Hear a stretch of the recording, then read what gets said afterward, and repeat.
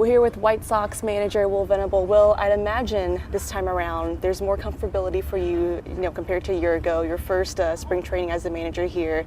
Some new faces on your coaching staff too, but you know these players on this roster. What's different though, year two here for spring training?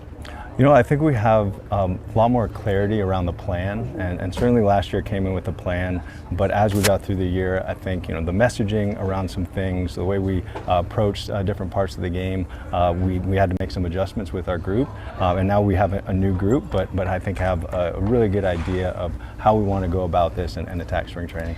Some new faces here on the coaching staff for you: Zach Bove, Derek Showman, Jose Laker as well at first base. I mean, the saying goes, you're only as good as the coaches on your staff here, but what do these additions, how do they help you move things forward?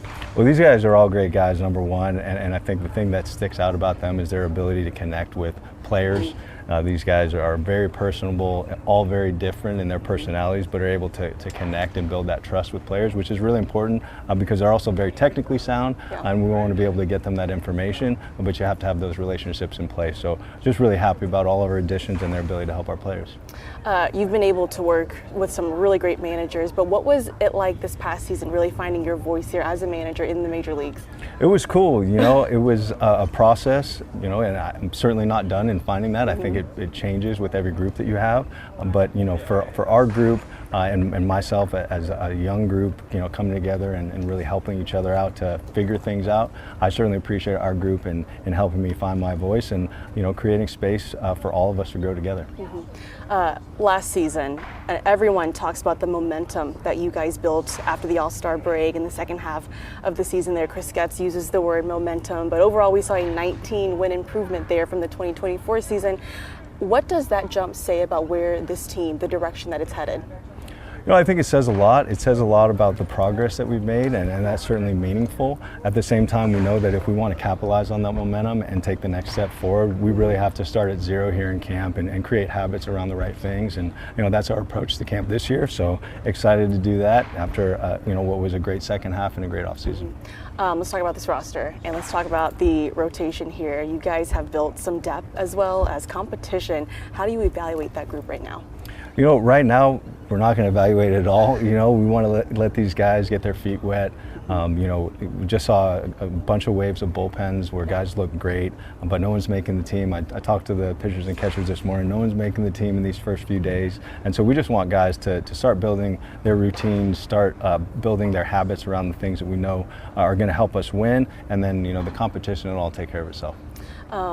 A lot of blown saves last year, but you look at what Chris Getz and what you guys have done in the offseason, adding a guy like Sir Anthony Dominguez there.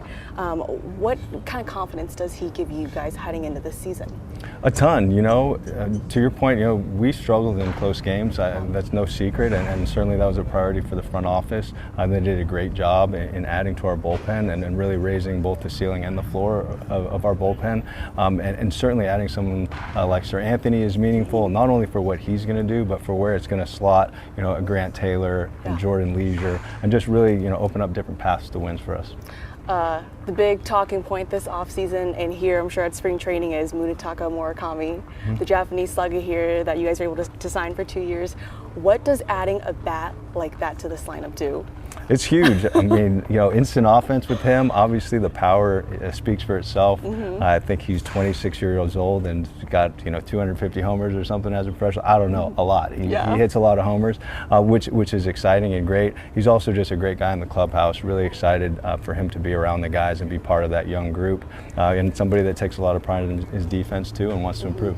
Obviously, it's going to be a transition period for him going from the NPB to the MLB, but what does success, what would that look like for his first year in the major leagues here?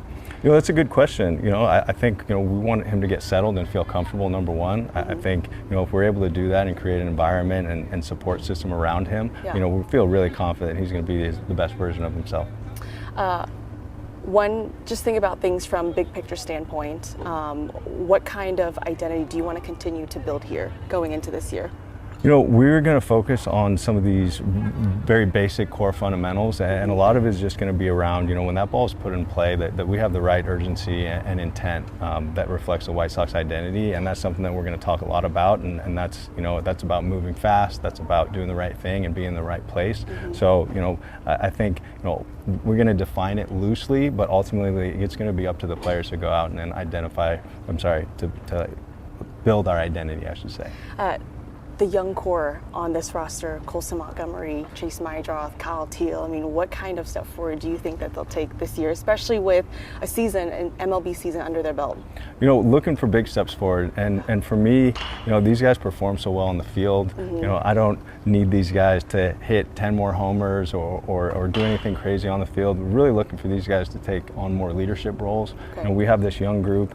We've lost Michael Taylor, Martin Perez, guys that really made an impact on this young group, and you know, we were able to backfill them with some veteran guys, but you know, we need this young group to take steps forward in that clubhouse, and that's what we'll be pushing them to do. Final few questions for you here. Are you someone that takes time to reflect, you know, back on the season in terms of what were some of your biggest takeaways year one here as a manager? Yeah, there was time for reflection. I think that's kind of an ongoing thing. Okay. The list is long, you know, as far as things that, you know, I was able to look back on and learn from, and really that process was daily. And you know, coming into this year, I think it's a lot about, you know, to the point of, you know, having this young group. How is my tone going to change to be able to help support them? Awesome. Well, Venable, thanks so much for the time. Good All luck. right, thank you.